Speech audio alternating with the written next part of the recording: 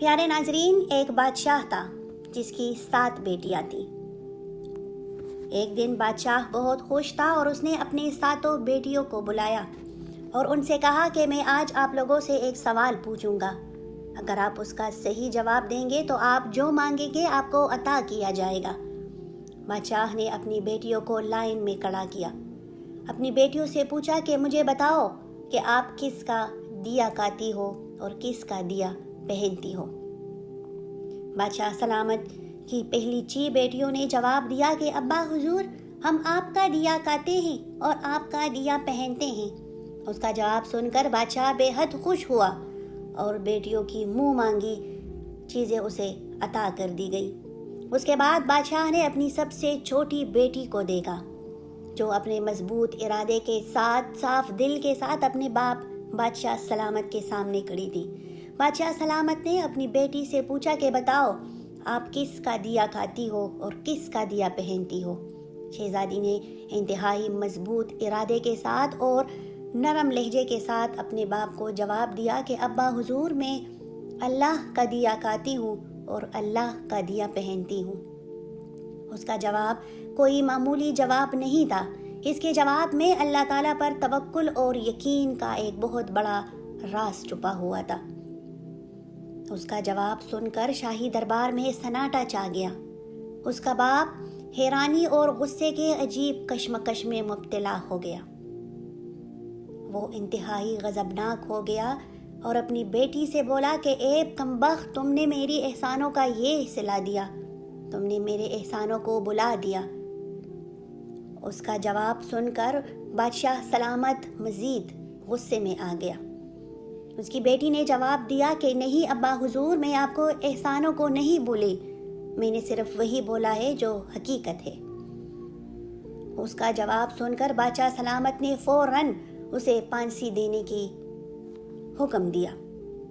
بادشاہ سلامت نے جلاد کو بلایا، اس سے کہا کہ اسے فوراً پھانسی دے دی جائے۔ اتنے میں دربار کا ایک وزیر بادشاہ کے سامنے آیا اور بادشاہ سے کہا کہ بادشاہ سلامت، میں ایک بات کہنا چاہتا ہوں اگر اجازت ہو۔ بادشاہ سلامت نے غصے سے اس کی طرف دیکھا اور کہا جلدی بولو۔ وزیر نے کہا کہ اب بادشاہ سلامت، کیوں نہ ہم اسے پھانسی دینے کی بجائے جنگل میں چھوڑ آئے؟ یہ آپ کی اپنی بیٹی ہے، اگر ہم اسے جنگل میں چھوڑ آئے تو ہمیں معلوم ہو جائے گا کہ یہ کس طرح آپ کے بغیر اللہ کا دیا کاتی ہے اور اللہ کا دیا پہنتی ہے، اور ساتھ ساتھ ہمیں یہ بھی معلوم ہو جائے گا کہ اس کا اللہ تعالیٰ پر توکل اور یقین کتنا پختہ ہے۔ بادشاہ سلامت نے جب وزیر کی بات سنی تو ایک گہری سانس لی اور وزیر کو حکم دیا کہ ٹھیک ہے، فوجیوں سے کہو کہ اسے جنگل میں چھوڑ آئے۔ شہزادی کو جنگل میں چھوڑ دیا گیا۔ شہزادی کو تنے تنہا لے جایا گیا۔ شہزادی سے تمام زیورات اور قیمتی کپڑے اتار لیے گئے اور اسے ایک غریب عورت کی شکل میں جنگل میں چھوڑ دیا گیا، جسے پتہ ہی نہ چلتا تھا کہ یہ ایک شہزادی ہے۔ لیکن شہزادی نے پھر بھی صبر کا دامن اپنے ہاتھ سے نہ چھوڑا۔ شہزادی نے صبر کیا، وہ جانتی تھی کہ اس امتحان کے بعد سکون بھی ملے گا۔ وہ اپنے رب پر بہت زیادہ یقین رکھتی تھی۔ وہ یقین رکھتی تھی کہ میرے نصیب میں جو ہے وہ مجھے ضرور ملے گا۔ رات کے اندھیرے میں شہزادی ایک جھونپڑی پر پہنچی۔ اس جھونپڑی میں ایک شخص نے اسے پناہ دی۔ ایک اماں نے اسے اپنے ساتھ رکھا اور اس سے کہا کہ بیٹی، آپ اس جھونپڑی میں رہ سکتی ہو، لیکن یہاں پر صبر اور شکر کے ساتھ رہنا ہوگا، کیونکہ یہاں پر خوراک میسر نہیں جتنا اور لوگوں کو میسر ہوتا ہے۔ یہاں پر ہمیں صبر کا دامن اپنے ہاتھ سے نہیں چھوڑنا۔ شہزادی پہلے ہی صابر اور اللہ پر یقین رکھنے والی تھی۔ وہ اس جھونپڑی میں رہنے لگی۔ جب فوجیوں نے دیکھا، بادشاہ نے اپنے فوجیوں کو بھیجا کہ جاؤ اور جنگل میں اس کا حال معلوم کرو۔ جب وہ آئے تو وہاں پر شہزادی کا نام و نشان نہیں تھا۔ وہ واپس لوٹے اور بادشاہ سے کہا کہ بادشاہ سلامت، شاید اسے جنگل کے جانوروں نے کھا لیا ہے، وہاں پر شہزادی نام کی کوئی بھی موجود نہیں ہے۔ بادشاہ سمجھ گیا کہ شاید وہ واقعی میں جانوروں کا خوراک بن گئی ہے۔ یہاں وہ جھونپڑی میں رہ رہی تھی اللہ پر یقین اور توکل کے ساتھ۔ اتنے میں رات کے اندھیرے میں ایک سانپ آیا، جسے شہزادی نے تو نہ دیکھا لیکن اس بوڑھی اماں نے دیکھ لیا۔ جب سانپ آیا تو اس نے اپنے منہ سے ایک نایاب ہیرا اگل لیا۔ جب اس بوڑھی اماں نے وہ تمام ماجرا دیکھا تو صبح شہزادی سے کہا کہ آپ کون ہو؟ رات کو ایک سانپ آیا تھا اور آپ کے قدموں میں ایک ہیرا اگل لیا۔ یہ کوئی عام ہیرا نہیں ہے، یہ ایک نایاب ہیرا ہے جو ایک راز ہے، اور یہ سانپ کوئی شیطانی سانپ نہیں تھا، یہ کوئی فرشتہ صفت سانپ تھا جو کوئی راز بتانے آیا ہو۔ اتنے میں شہزادی کو وہ کہانی یاد آ گئی جو بچپن میں اس کی دادی نے اسے سنائی تھی، کہ جب سانپ کسی کے سامنے آتا ہے اور اس سے متاثر ہوتا ہے تو وہ ایک نایاب ہیرا اگل لیتا ہے۔ شہزادی کو وہ بات یاد آ گئی۔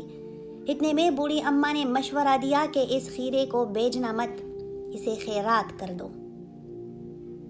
شہزادی نے وہی کیا، اس ہیرے کو ایک فقیر کو دے دیا، اور اس کے بعد اللہ تعالیٰ پر توکل اور یقین کی کچھ یوں فضا چلی کہ وہ شہزادی راتوں رات اتنی امیر ہو گئی، دریا کے کنارے اس کا محل بن گیا کہ وہ ملکہ نور جہاں کے نام سے مشہور ہو گئی۔ وہ اتنی امیر ہو گئی کہ وہ اپنے باپ سے بھی زیادہ امیر ہو گئی۔ اس کے امیر ہونے کے اور انصاف کے چرچے پورے شہر میں گونج رہے تھے۔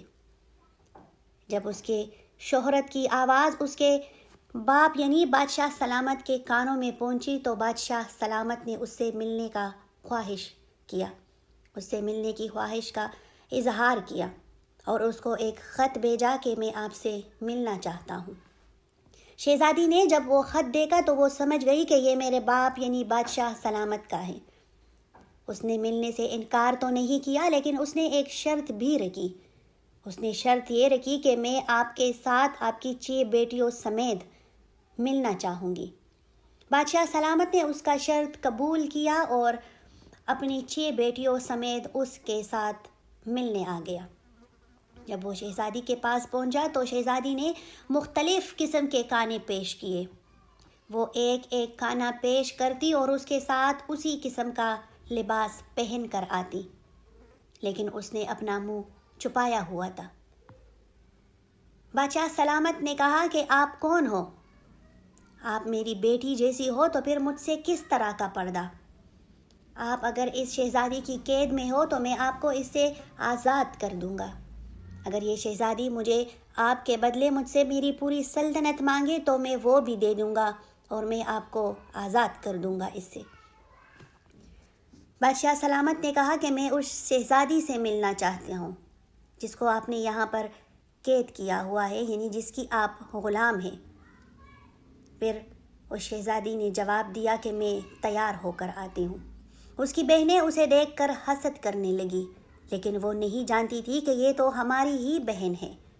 جیسے ہی شہزادی واپس گئی اور تیار ہو کر آئی اپنے باپ یعنی بادشاہ سلامت کے پاس، اور بادشاہ سلامت نے اسے دیکھا تو وہ حیران ہو گیا۔ بادشاہ سلامت نے کہا کہ آپ تو میری ہی بیٹی ہو۔